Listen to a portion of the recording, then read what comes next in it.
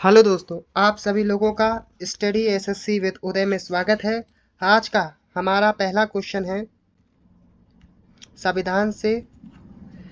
जनवरी 2022 में supreme court ने बेटियों को समान अधिकार प्रदान किए। इसमें हिंदू पर्सनल लॉ संहिता अधिनियम किस वर्ष के में जो उत्तराधिकारी अधिनियम था उसके किस वर्ष का था वो अधिनियम जिसमें संशोधन किया था सुप्रीम कोर्ट ने अपने फैसले के अंदर।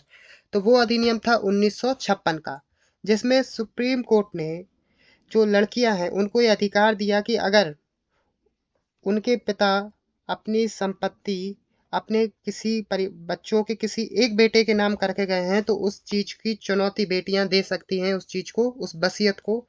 तो ये अधिकार बेटियों को प्रदान किया गया कि वो अपने पिता की वसीयत में समान अधिकार मांग सकती हैं अपने पिता से। ठीक है। अब दूसरा हमारा क्वेश्चन है, निम्नलिखित में से क्या पूंजीगत प्राप्तियों में शामिल नहीं है? पूंजीगत प्राप्तियां देखिए, अगर आपकी कोई कंपनी है या एक सरकार ही है, आपकी कंपनी के अंदर आप दो तरीके से कमाते हैं। पहला तरीका होता है आप बड़ी कंपनी है तो आप किसी को ऋण दे सकते हैं, मतलब उधार देंगे तो उसकी वसूली भी करेंगे उससे। या आप किसी और छोटी छोटी कंपनियां जो लोग शुरुआत कर रहे हैं तो उसमें निवेश करके भी कमाते हैं, और छोटी बचत यानी अपनी जो सेविंग्स होती हैं वो कमाते हैं। तो उन कमाइयों को हम कहते हैं पूंजी प्राप्तियां। लेकिन एक दूसरी कमाई होती है, वो होती है राजस्व प्राप्तियां। राजस्व प्राप्तियां क्या होती हैं? जैसे आप जो आपका प्रोडक्ट होगा वो, आपको जो कंपनी में लाभ हो रहा वो, और जो भी अन्य स्रोत हैं आपके, जैसे आपकी कंपनी के जो भी आप काम करते हैं उससे जुड़े हुए जो इनकम आ रही है वो सारी इनकम राजस्व इनकम में आती है। और लेकिन अगर आप दूसरी कंपनी में निवेश कर रहे हैं या किसी और कंपनी को उधार दे रहे हैं, ऋण ले रहे हैं, तो वो चीजें पूंजी प्राप्तियों में आती हैं। तो यहाँ पर कर लेना यानी टैक्स लेना ये राजस्व प्राप्ति में आता है, ना कि पूंजी प्राप्ति में। तो ये हमारा बिल्कुल सही ऑप्शन होगा, ये पूंजी प्राप्ति में नहीं है। विदेशी सहायता, हाँ, आप पूंजी प्राप्तियों में आप अगर किसी विदेशी कंपनी या किसी व्यक्ति से सहायता ले रहे हैं तो वो आ जाता है। ऋण की वसूली, आपने किसी को उधार लिया हो, उधार, या आपने खुद किसी से उधार लिया हो। ठीक है। दूसरा क्वेश्चन है, सरकार द्वारा 2022 में लॉन्च किए गए उस पोर्टल का नाम क्या है जिसने का उद्देश्य था आसान करना? किस चीज को आसान करना? ऋण के लिए आवेदन करना और संवितरण प्रक्रिया को, जो ऋण के लिए जो आवेदन करने वाले लोग हैं उस चीज को आसान बनाने के लिए 2022 में सरकार ने एक पोर्टल लॉन्च किया था। उस पोर्टल का नाम था जन समर्थन। ओके। नेक्स्ट क्वेश्चन है हमारा, नरेंद्र मोदी ने किस वर्ष योग के लिए अंतर्राष्ट्रीय दिवस बनाने का प्रस्ताव दिया? तो इसका सही आंसर होगा 2024 में। सबसे पहले प्रधानमंत्री मोदी ने सितंबर 2014 को, जब यूएन का जो अधिवेशन हो रहा था, उसमें हर वर्ष होता है, हर वर्ष हर राष्ट्र के प्रतिनिधि यूएन को संबोधित करने जाते हैं। तो प्रधानमंत्री भी पहली बार जो वहां पे संबोधन करने गए थे, वो उनका फर्स्ट संबोधन था यूएन में।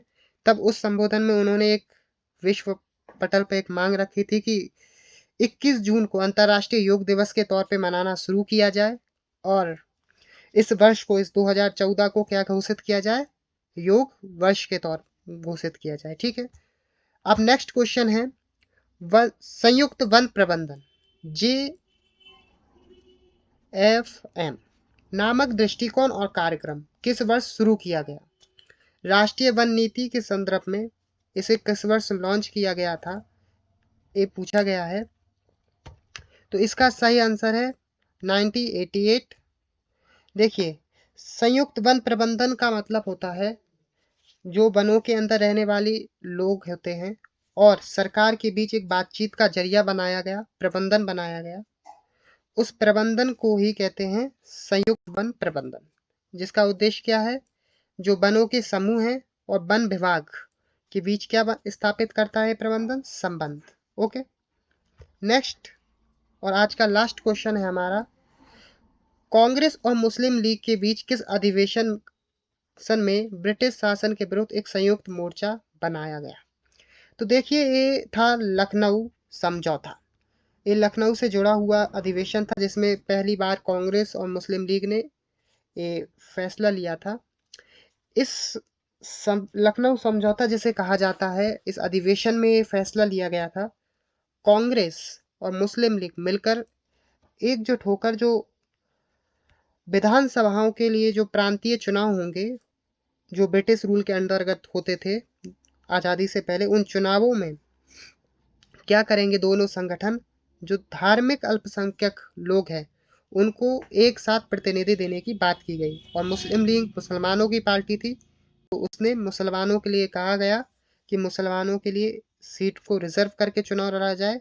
तो दोनों ने मिलकर इस समझौते पर सहमति दी और फिर एकजुट होकर क्या किया, एकजुट होकर नहीं लेकिन अलग अलग लड़ा, लेकिन कुछ क्षेत्र अल्पसंख्यकों के लिए उन्होंने खुद से ही रिजर्व कर दिए। तो यहाँ पे ये दोनों एक दूसरे के लिए संयुक्त मोर्चा बनाया था ब्रिटिश शासन के विरुद्ध, इस तरीके से थे। और इसे कहा जाता है लखनऊ समझौता, जो 1916 में हुआ था लखनऊ में, इसलिए इसको क्या कहा जाता है, लखनऊ समझौता।